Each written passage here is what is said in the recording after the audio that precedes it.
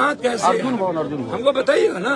वही तो हम बोल रहे हैं, डीएम साहब और एसपी साहब अर्जुन भवन डीएम साहब के द्वारा आपको बताया गया, तो आप ऑर्डर, आप मेरी गाड़ी सीज कीजिएगा, कोई चीज सीज कीजिएगा तो ऑर्डर दीजिएगा ना।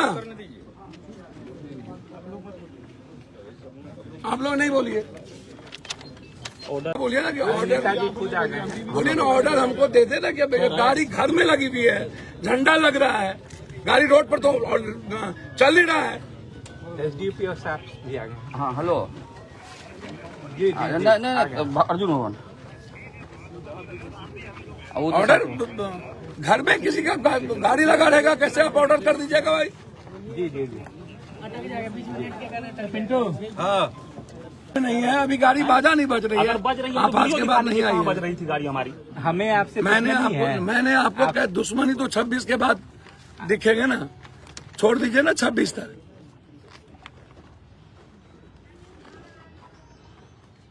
बुढ़िया बिस्तर के लिए तैयार रहिएगा। हेलो, हिम्मत नहीं कीजिएगा इस रोड में आने की। पटना घर, कहाँ घर भैया, हमको तो पता नहीं, हम तो क्षेत्र में थे, ईद और सरूल वाले में, आप लोगों ने देखा होगा। अभी जानकारी मिली कि पुलिस फोर्स यहाँ आया हुआ है और गाड़ी को कह रहा था जबरदस्ती यहाँ लगा हुआ है महादेव का। गाड़ी जो परमिशन है कुछ गाड़ियों की जो निकली, इसकी ब्रांडिंग रोड पर हो रही थी, परमिशन के लिए गए हुए थे, ना कभी बजा, ना ध्वनि है, ना कुछ है।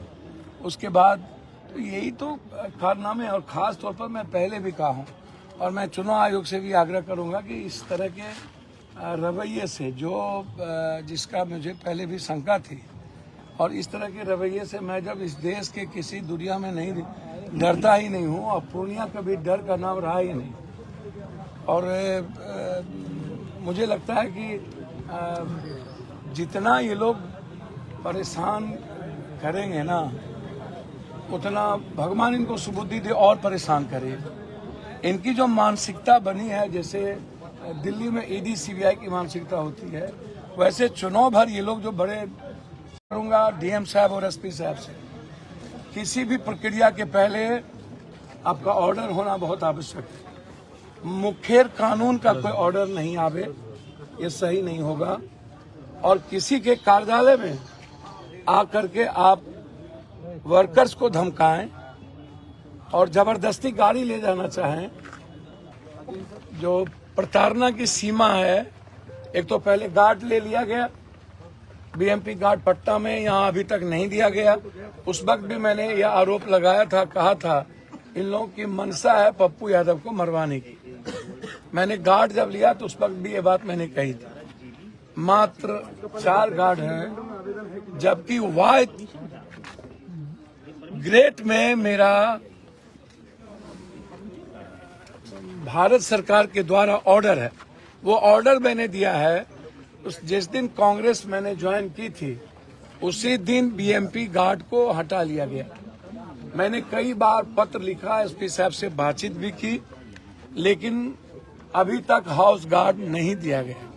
एक तो वो मानसिकता आप देख लीजिए, और फिर किसी कार्यालय में आकर के आपके पास यदि किसी भी तरह की कोई प्रमाणिकता है, आपको पूरा लॉ कहता है कि आप आइए देखिए, लेकिन आते ही जबरदस्ती गाड़ी ले जाएंगे बिना किसी कारण के, तो इससे बड़ा दुख और क्या हो सकता है, ये आप समझिए। कौन कौन सी गाड़ियां लेके जा रहे थे? ये डीजे की गाड़ी लगा हुआ है, ये ब्रांडिंग के लिए रोड पर थी।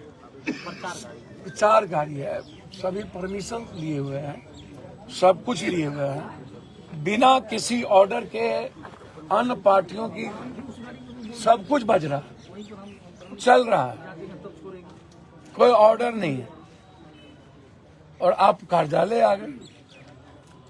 तो इससे बड़ा गलत रवैया क्या हो सकता है? तो मैं डरने वाला तो हूं नहीं ना। 2 ही बात होगी ना, या तो मैं मरूंगा या तो फिर पूर्णिया जिंदा रहेगा।